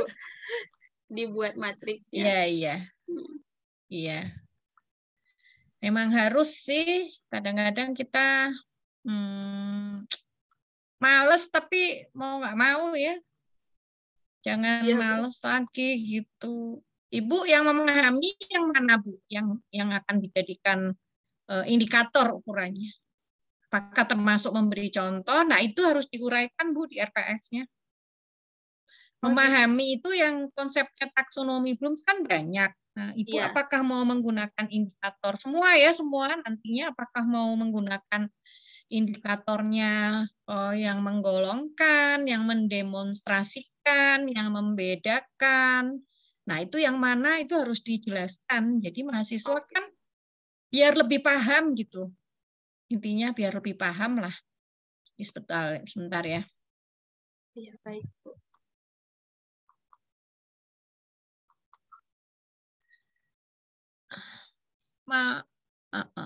Mahasiswa mampu memahami. Nah, memahami itu yang mana? Kan tadi indikatornya dari di taksonomi Bloom itu memahami kan banyak ya, Bu? Iya, Bu. Nah, ini apakah memahami? Nah, itu yang bisa dijadikan kita untuk lebih mempermudah di dalam melakukan asesmen atau penilaian. Saya buka dulu tabelnya, Bu. Gak apa-apa. Soalnya kalau menentukan itu harus lihat tabel, Bu, sama kayak Ibu saya juga. Saya juga. Sama, saya share screen dulu ya, sebentar ya, nggak apa-apa ya. Iya, Bu. Ya, sebentar saya. Buka lagi. Iya. Teman dosen lah, termasuk saya sendiri juga selalu mengingat hal ini. Nah, ini kan, Bu. Ya, betul nggak? Iya. Yang C2 ya, Bu, yang memahami, ada memperkirakan, menjelaskan, macam-macam. Nah, ini memang, ya betul. Ini memang tergantung dari Bapak Ibu, terutama tim teaching gitu ya, Bapak Ibu. Terutama dari tim teachingnya. Misalnya, ini karena semester 7, maka mungkin tidak perlu lagi mengingat gitu ya. Nah, itu bisa dijadikan begitu. Kita kalau semester 7 sudah mulai harus memahami gitu ya. Jadi nggak perlu mengingat lagi misalnya. Nah, sementara kok di taksonomi Bloomsnya kan memang bisa gitu ya mengingat dan memahami. Nah, ini silakan Bapak Ibu, tadi yang sudah saya sampaikan, memang di beberapa prodi itu begitu gitu ya.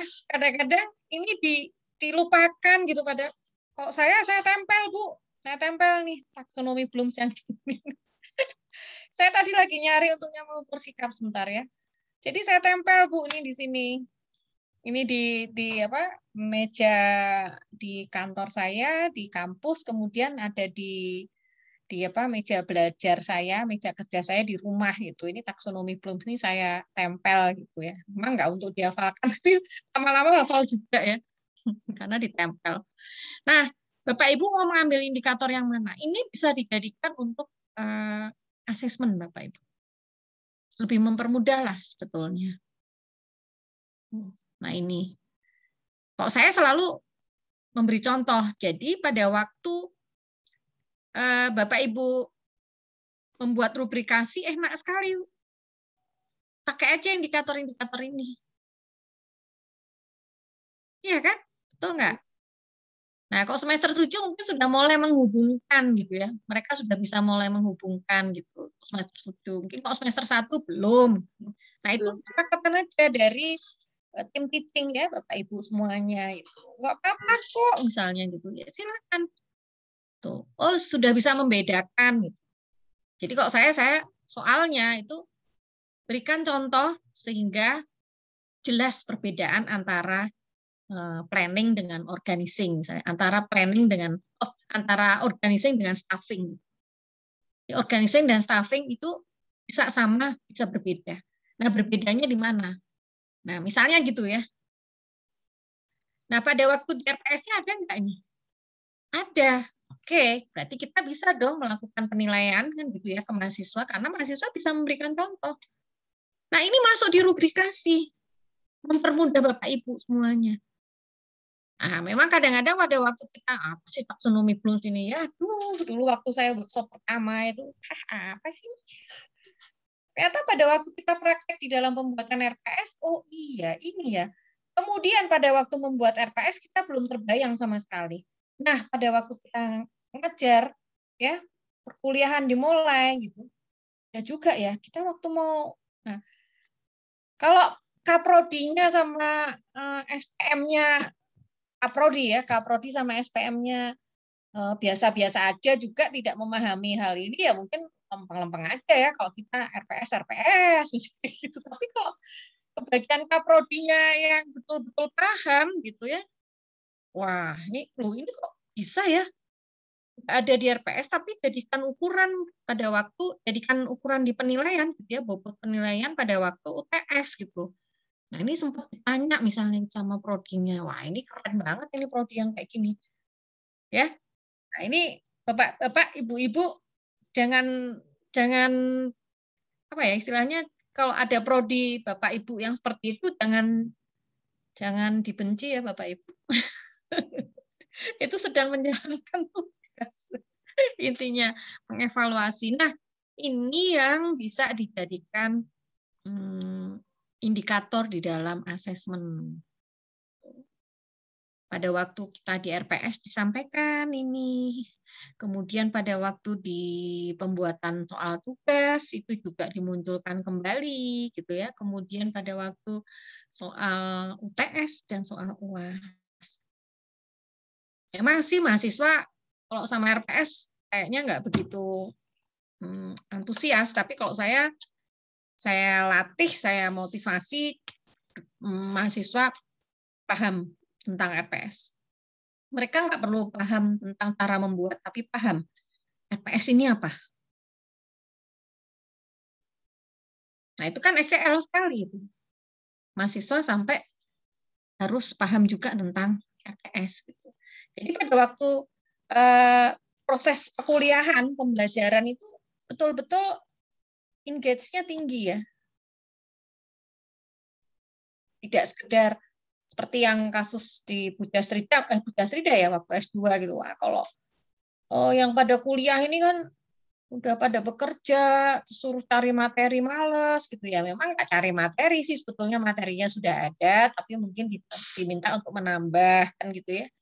Udahlah Bu, materinya dari Ibu aja misalnya. Ada yang seperti itu. Tapi kan kita tidak berarti dosen tidak menyediakan materi sama sekali kan? Materi pasti ada kan? Kalau di LMS kan sudah siap semua ya materi ya. Iya. Nah, saya terus terang nih. Materi di LMS sudah ada semua gitu. Tapi nah itu karena kami sistemnya itu betul-betul berjalan gitu. Saya sendiri belum membuat OP gitu. Tapi untungnya kalau di apa istilahnya? Kalau di kami itu stafnya siap bantu gitu. Dosen yang belum membuat OB-nya itu bisa dibuatkan. Yang penting RPS-nya ada gitu. Jadi staf itu tinggal ngambil kan, tinggal konsep-konsepnya. Nah begitu di RPS-nya salah, sistemnya juga salah. Akhirnya munculnya luarannya gitu loh Bapak Ibu. Nah itu yang kalau di tempat kami pakai sistem jadi bisa langsung termonitor gitu. Oh berarti RPS-nya salah. Karena nggak muncul di format penilaiannya. Tuh. Ini nggak muncul nih format penilaiannya gimana. Jadi saya pernah itu pada waktu mau UTS kan harus muncul formatnya karena harus diisi oleh dosen-dosen yang lain kan ya, tim teaching gitu. Kenapa nih nggak muncul? Ya karena RPS-nya salah. Jadi nggak konsisten gitu RPS-nya. Kemudian pada waktu pengisian OB-nya juga nggak konsisten, nggak ada yang nggak sama gitu. Ya sudahlah, akhirnya diperbaiki dulu RPS-nya. Atau mungkin pada waktu input gitu ada yang salah gitu ya. Ya Bu Eka ya jangan khawatir. Iya Ibu. Bu Eka, terus Bu Ani, Bu siapa itu lupa maaf ya. Itu Bu Christine gitu. Nah, ini harus semuanya. Saya diminta buat RPS di S1 juga, di S2 juga. Nah, ini yang membedakannya ada di sini lah. Nah, ini pada waktu membuat soal juga. Nah, pada waktu membuat soal di mana di MM dulu sebelum penerapan STL ini sampai dengan konsistensi seperti ini, kalau kami bikin soal ya sudah ambil soal kemudian ambil soalnya download ya dari Emerald gitu, kemudian kita share ke mahasiswa, sudah gitu aja. Sekarang nggak lagi gitu, sekarang nggak lagi kan gitu. Kenapa? Karena mungkin soal yang kita download dari Emerald itu yang langsung kita share ke mahasiswa itu kan belum mencerminkan CLO yang mana atau CPMK yang mana. Iya kan? Betul nggak? Nah, pada waktu misalnya dari 7 kali pertemuan, CPMK-nya ada 2. Oh ya, padahal satu soal di Emerald itu belum tentu CPMK-nya itu. Jadi gimana kan harus mencapai semuanya ya CPMK ya pada waktu UTS gitu. Kalau CPMK-nya 2 ya berarti soal ujiannya CPMK-nya 2. Nah, ini silakan Bapak Ibu evaluasi diri masing-masing ya. Pada waktu kita membuat soal UTS dan soal UAS, apakah CPMK itu semuanya masuk atau enggak? Berarti harus masuk kan? Betul enggak, Bu Eka? Ya Bu, kebut ya Bu, ya Bu. Bener nggak? Ya. Nah, Ya, sekarang apa ya istilahnya design thinking ya, design thinking. Ibu jangan terlalu kaku dong Bu, misalnya gitu ya. Ada aktivitas lain juga ada. Bu, jangan terlalu kaku lah Bu. Kita kan zaman sekarang kalau bikin soal ya nggak mungkin satu-satu, jadi nanti terlihat banyak. Oh, silakan itu di kreativitas dari masing-masing dosen. Kalau misalnya mau buat soal kasus, soal satu kasus itu bisa mencakup 2 TPMK gitu. Tapi munculkan di situ. Jadi mahasiswa tuh tahu. Jadi mahasiswa tuh tahu dan paham gitu. Kemudian satu soal lagi cuma 1 CPMK misalnya, boleh nggak? Ya boleh. Itu kreativitas masing-masing dosen aja. Jadi kita kan memang dilatih berkreasi membuat soal. Tapi tercapai CPMK-nya. Bapak Ibu, sub CPMK-nya tercapai, CPMK kompetensi, maksudnya subkompetensi dan kompetensinya tercapai. Nah, ini yang kita introspeksi diri lah. Saya juga termasuk kok setiap semester pasti ya gitu termasuk. Jadi kalau kemarin ditanya, Bu, RPS-nya ada perubahan enggak? Enggak ada, saya bilang gitu ya. Yang HRM saya enggak ada perubahan karena memang hasil dari workshop lokakarya kurikulum yang lalu memang kebutuhannya sudah masih sesuai ya, masih sesuai gitu. Jadi enggak ada perubahan. Kemudian dievaluasi, oke. Kemudian tapi ada satu mata kuliah yang saya ada perubahan. Jadi itu RPS-nya berarti berubah. Nah, silahkan Bapak Ibu. Memang hanya sekedar begini taksonomi Bloom, tapi Bapak Ibu ini nggak perlu semuanya. Yang Bapak Ibu merasa bahwa Bapak Ibu memang betul-betul untuk kompetensi tersebut, untuk subkompetensi tersebut, ini bisa untuk melakukan penilaian. Praktek bisa menunjukkan. Semester 1 saya nggak pernah membuat. Silahkan Anda hubungkan ini dengan ini. Kayaknya berat ya semester 1. Mungkin gitu. Belum. Karena masih basic kan ya. Pengantar. Nah, tapi mulai semester 3 saya sudah mulai mengaitkan. Nah, ini ada Bu. Harus muncul di RPS. Begitu muncul di RPS, muncul di rubrikasi, muncul di soal tugas, muncul di soal UTS. Oke. Nah, silakan Bapak Ibu kalau ada yang mau ditanyakan. Tadi bahasanya dari Bu Eka. Ya, mungkin ada yang lainnya mau, Bu, saya kemarin sudah saya revisi, silakan. Boleh minta materi taksonomi belumnya Ibu, Bu. Oh, boleh. Ini saya juga punya utang sama Bu Yesi. Belum dibayar. Kayaknya punya Ibu lebih banyak penjabarannya, Bu, daripada yang saya. Penjelasannya memang, lebih banyak. oh, ya. Memang kebetulan pada waktu pada waktu di mana? Workshop dikti, kemudian di Kopertis wilayah 4 gitu ya, dulu masih Kopertis gitu. Kemudian di Telkom University sendiri ada gitu. Telkom University sendiri ada. Jadi memang penjelasannya tuh saya lengkapi aja. Ya. Baik, Bu Dian. Terima kasih Oke. banyak. Sama-sama. Banyak banget ilmunya ini yang bisa diambil. Berbagi ya, berbagi. Iya, Bu. Insya Allah, Bu. Tenang kok kalau misalnya ilmunya itu bermanfaat, sharing ilmunya itu bermanfaat, kemudian diaplikasikan sehingga maju semuanya gitu ya.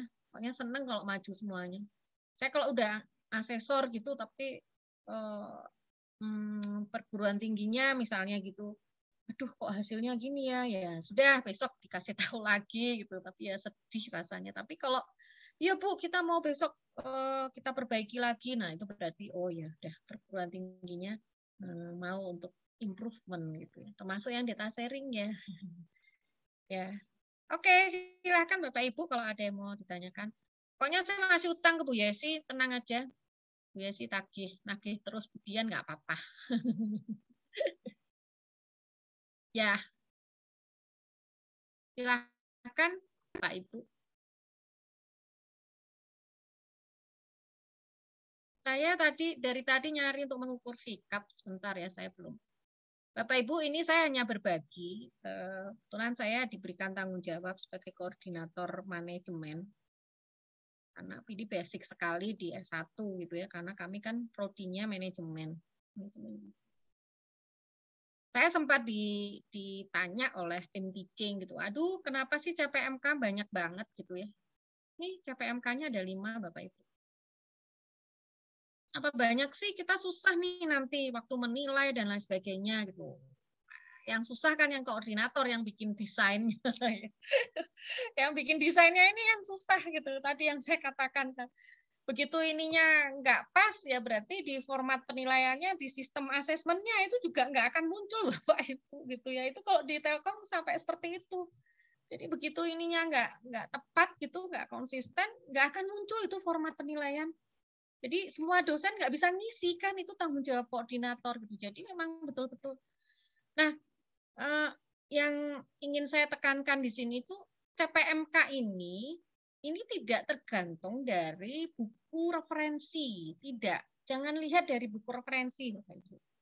Itu yang perlu menjadi perhatian, attention ya, please gitu. Nah ini kompetensi yang memang betul-betul harus dimiliki lulusan S1 untuk prodi manajemen. Ya, untuk prodi manajemen, mereka itu harus punya kompetensi ini. 4. Sebetulnya 4. Lah, kenapa ada 1? Ya, kenapa? Karena ini dasarnya. Jadi kalau belum muncul CPMK 2, 3, 4 itu harus belajar ini dulu. Jadi kalau nggak belajar CPMK 1, maka nggak akan bisa paham CPMK 2, 3, 4. Nah, jadi pada waktu istilahnya pada waktu ada workshop untuk dosen LB, kemudian tim teaching, ya saya harus menjelaskan ini. Nah, ini tadi yang saya katakan Bu Eka dan lain-lain, mungkin ini yang saya jadikan bisa menguraikan, mendefinisikan, kemudian memahami. Memahami itu saya yang menerangkan, memberi contoh, mengemukakan, dan menggambarkan, atau menjelaskan. Berarti nanti pada waktu rubrikasi, ya kan? Pada waktu rubrikasi, dia bisa memberikan contoh berapa? Ya, contoh misalnya Ini tadi saya juga cari rubrikasinya nggak nemu. Sebentar. Nanti bisa saya share kok ke Bu Yesi. Jadi ini bisa dijadikan ukuran gitu. Sangat jelas, dia bisa sangat jelas, kemudian cukup, ya, kurang, tidak jelas. Mungkin jawabannya banyak, tapi nggak jelas. Kemudian nggak bisa memberikan contoh. Jadi kalau mahasiswa nanya, kenapa Bu, saya nilainya kok 7 misalnya gitu ya. Kan saya bisa menjelaskan ini. Tapi di soal ada kan permintaan contoh, tapi Anda tidak memberikan contoh. Oh iya ya. Berarti nggak ada contoh. Berarti nilainya 7.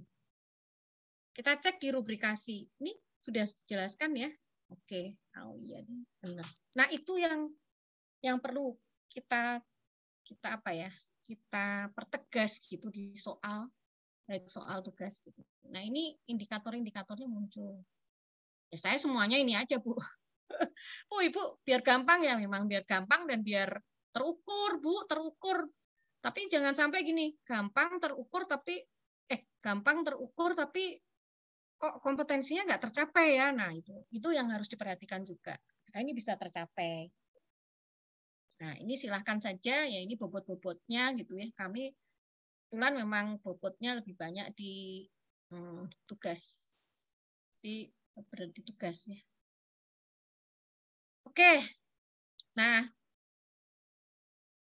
ini tadi sudah ya seperti yang Bu Eka punya juga yang kemarin tadi Bu Christine gitu ya. Ini sampai sub CLO-nya ya Bapak Ibu. Ini sudah semuanya. Nah, ini kalau di berita acara muncul juga kan, di berita acara muncul ya. Indikatornya tepat ya di dalam mendefinisikan. Tapi ini biasanya nggak saya masukkan di soal UTS, tapi biasanya untuk tanya jawab aja. Jadi boleh nggak kita tanya jawab satu persatu? Boleh, sangat boleh. 40 mahasiswa saya tanya satu-satu aja. Berat ya bikin soalnya ya Bapak Ibu. Ya silakan Bapak Ibu kalau ada yang mau ditanyakan lagi. Boleh. Kayaknya udah pada lemes.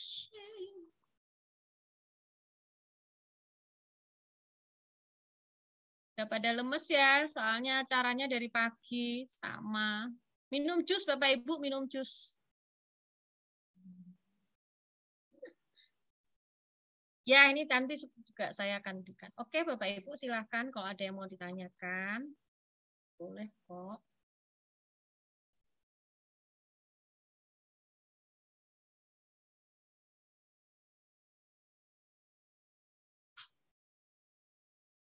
Ini ada contoh-contohnya ya. Iya. Pak Doni malah nggak pernah nanya ya Pak Doni ya. Iya sih.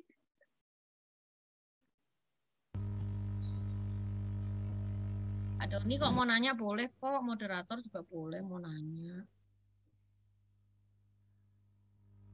Biasi juga boleh kalau mau nanya.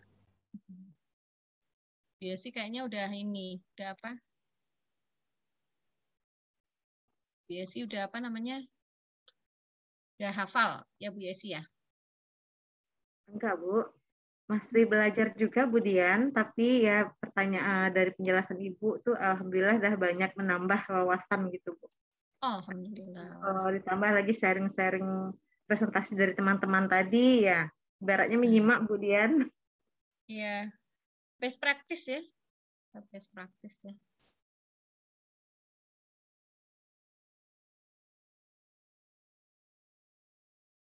Iya. Ini sederhana ya. Kayaknya kayak kemarin punya siapa yang tugas yang sudah pakai gini formatnya? Udah ya? Bu Ani, Bu. Bu Ani ya. Ya, ini coba lagi ya.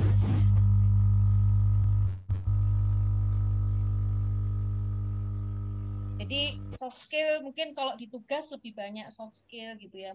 Soft skill itu dimunculkan sikap itu di tugas gitu ya. Kalau di UTS dan UAS itu saya kalau di S1 sudah mulai sih sebetulnya, tapi nggak apa-apa lah itu berdasarkan tim teaching kok. Kalau di S2 itu bahkan kami sudah seperti kemarin siapa ya yang mengumpulkan plagiarisme gitu ya. Saya juga. Jadi pada waktu TS dan UAS kan take home test ya. Take home testnya tuh sehari 2 hari gitu. Nah itu diminta untuk dicek plagiarisme. Itu sikap sih, sikap. Untuk menentukan, mengukur sikap ya. Termasuk di dalam pengumpulan.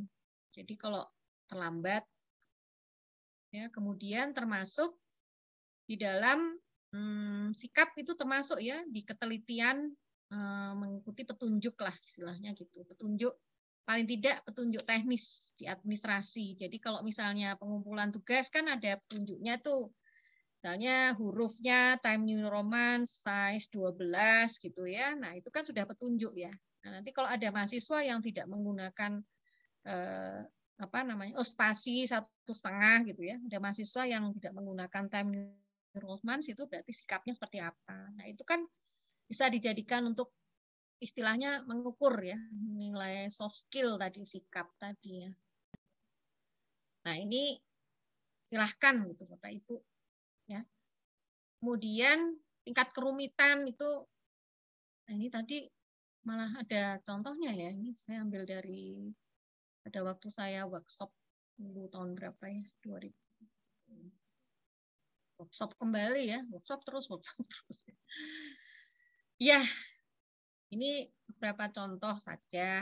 Nanti kalau mau saya share kok pasti. Ini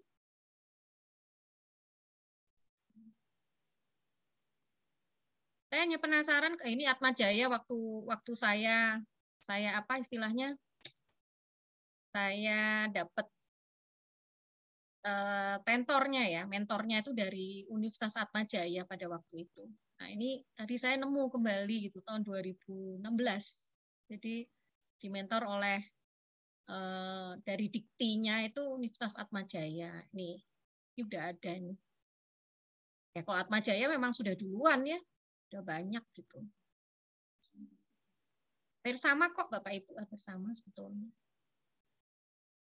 Ya, kalau mau berbagi-bagi saja lah. Saya belum nemu yang untuk mengukur sikap nih. Tuh, belum nemu ya. Padahal udah saya keluarkan tadi tuh. Bu Nelly ada yang mau ditanyakan atau masih bingung Bu Nelly? Kayaknya wajahnya sudah capek, lelah dari pagi ya. Nelly? Iya Bu, dari pagi tadi memang nggak berhenti kegiatannya Bu.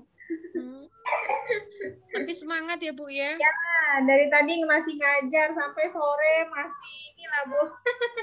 Ngajar, pagi tadi ikut PKKMB juga karena jadi mahasiswa juga nih lagi Bu. Nggak berhenti sekolahnya. Oh, lagi sekolah ya Bu Nelly? Ya. Oh ya, selamat ya Bu. Ya resikonya ya Bu ya, sekolah ngajar. Semoga cepat lulus ya Bu. Amin Bu. Yuk, ada yang mau ditanyakan silakan. Kayaknya memang ini lelah Bu ya sih, kasihan.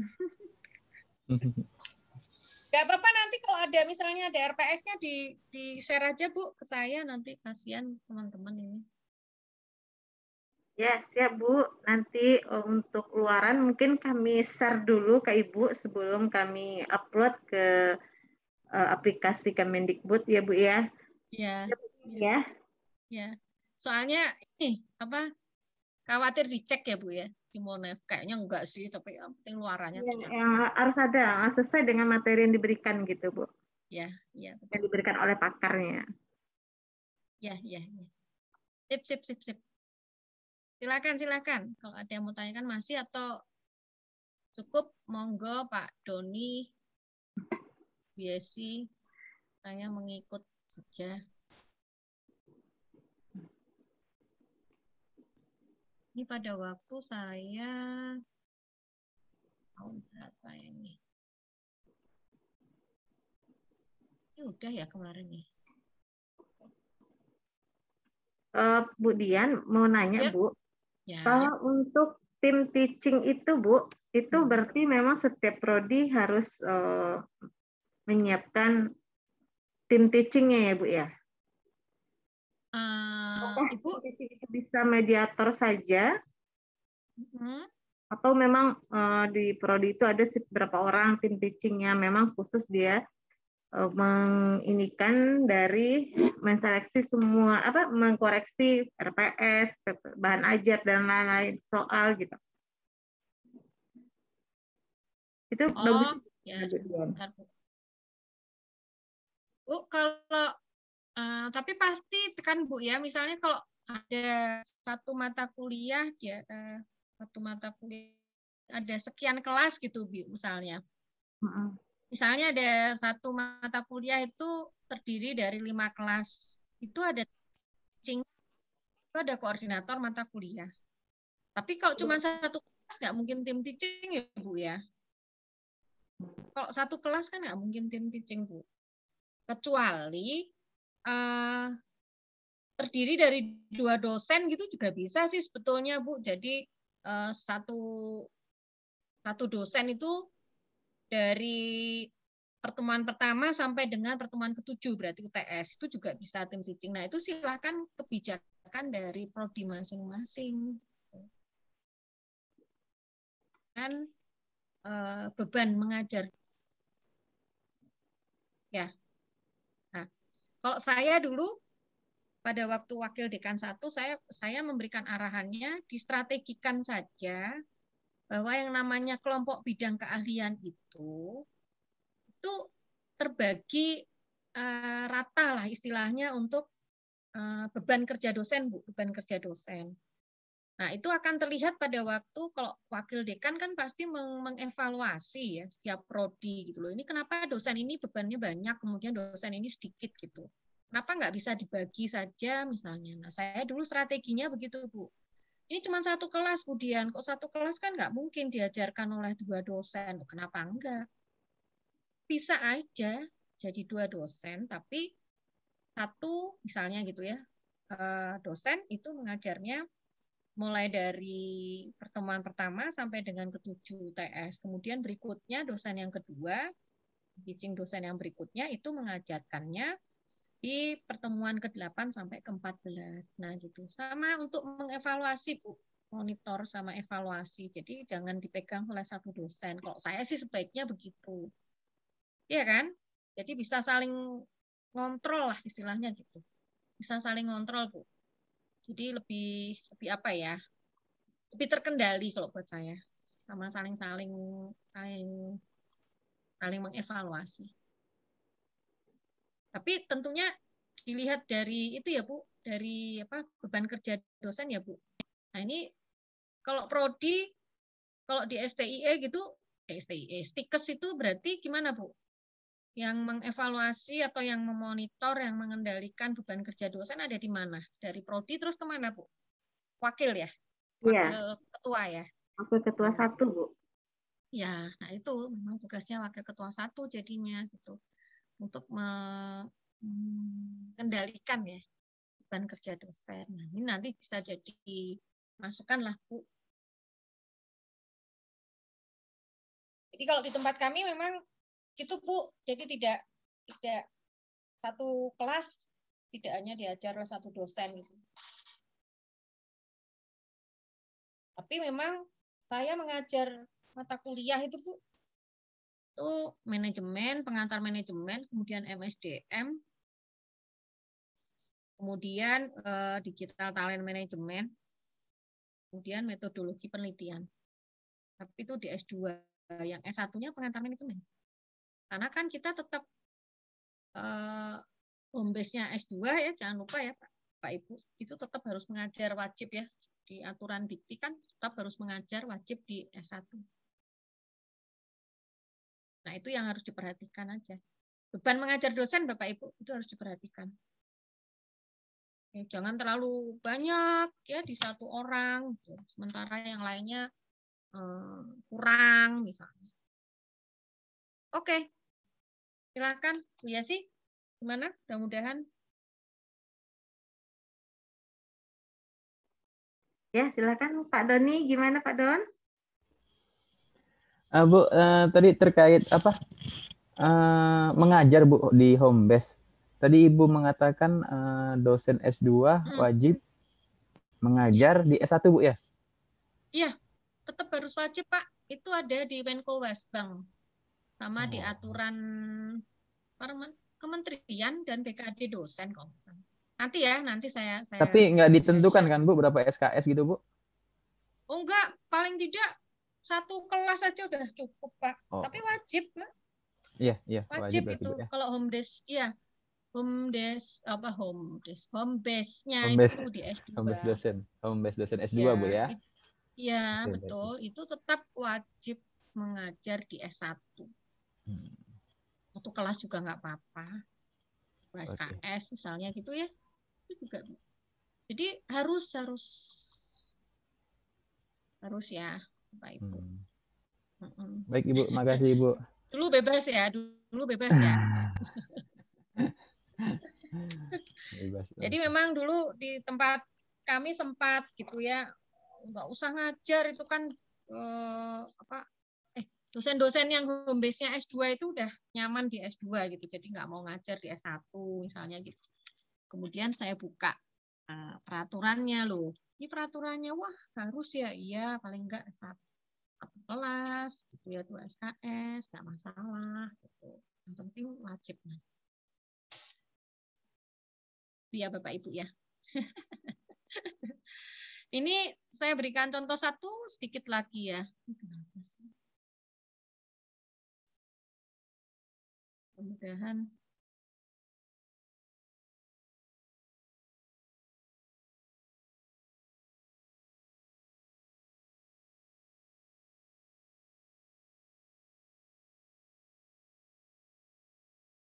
Nah, ini saya juga ingin mengingatkan lagi Bapak Ibu. Jangan lupa rumusan CPMK yang baik itu yang seperti ini ya, Bu. Nah, ini tadi yang saya katakan measurable gitu. Jadi dapat diukur. Ya. Jadi jangan sampai pokoknya tulis saja semua, itu kan idealismenya dosen. Kemudian realistis gitu ya. Nah, itu apakah betul itu dapat dicapai oleh mahasiswa kompetensi tersebut? Ini kan sesuai profil, Bu. Nah, jangan salah Bapak Ibu, pada waktu kita membuat ini kan nantinya juga bisa untuk mengevaluasi kurikulum kita. Jangan-jangan pada waktu menentukan profil itu terlalu tinggi atau mungkin terlalu rendah. Ya kan? Jadi ada bottom up, ada top down kan gitu. Jadi nanti akan ketemulah titik tengahnya. Nah, Bapak Ibu dosen ini diharapkan bertanggung jawab gitu. Jadi pada waktu evaluasi kurikulum gitu ya, kita perbaiki kurikulumnya. Gitu. Oh iya ya, ternyata ini ada kompetensi yang nggak sesuai gitu. Ternyata gitu. Pada waktu pelaksanaan proses belajar mengajar. Ya, itu realistis saja. Nah, ini itu dapat digunakan untuk menentukan indikator, kemudian instrumen penilaian, termasuk memilih metodenya. Ya. Kemudian ini tadi bisa diamati, kan pakai survei ya, dia lihat gitu. Kemudian dapat diukur, dinilai. Kemudian dapat didemonstrasikan oleh mahasiswa. Gitu. Ini kan ada semuanya ya, Bapak Ibu. Nah, ini yang paling penting tadi, selaras, konsisten gitu. Itu harus. Nah, saya waktu membuatnya begini Bapak Ibu. Jadi bukan karena dari buku gitu. Ya. Ini memang strateginya mungkin bisa berbeda-beda ya setiap dosen gitu. Ngumpulin buku semuanya kan memang begitu harusnya. Kita baca dulu buku semuanya. Oh, ternyata materi ini enggak bisa untuk kompetensi kita gitu. Ya hilangkan gitu. Dari materi saya balik Bapak Ibu. Kemudian jadikan sub CLO lah ya, sub CPMK istilahnya gitu. Bisa dikodekan dengan L. Udah, ini pertemuan 1 sampai 7, ini pertemuan berapa. Ini konsep berpikir kita pada waktu membuat RPS. Ini belum sampai ke penilaian gitu. Ini baru tuh saya kemarin ngasih kan di Tell-U saya juga ngasih ini ya, ngasih sedikit wawasan lah kepada dosen-dosen baru. Nah ini saya kadang dikasih tugas juga, saya berikan contoh. Jadi saya balik Bapak Ibu, bukan menentukan CPMK-nya dulu gitu, tapi apa istilahnya mengumpulkan dulu materi, kemudian materi-materinya apa aja, kita cocokkan dengan kompetensinya, profil lulusannya. Itu. Oke, Bapak Ibu semuanya, mudah-mudahan jadi lebih jelas ya. Saya kira mudah-mudahan cukup ya, Bapak Ibu. Nanti kalau ada yang belum, nggak apa-apa, kita bahas besok. Bu, ini ternyata bahan ajar kan sesuai ya masih ya. Kemarin kurikulumnya, RPS-nya begini, bahan ajarnya gini ya itu. Kita lihat ya besok ya.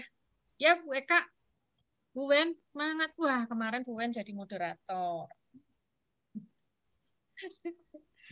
Ya, oke Pak Doni, saya kembalikan. Mudah-mudahan ini memperjelas semuanya. Kemudian tidak hanya di prodi, misalnya hanya satu prodi saja yang semuanya konsisten, gitu. Tapi saya berharap Bu Yesi semua prodi ya, semua dosen itu bisa menjalankannya.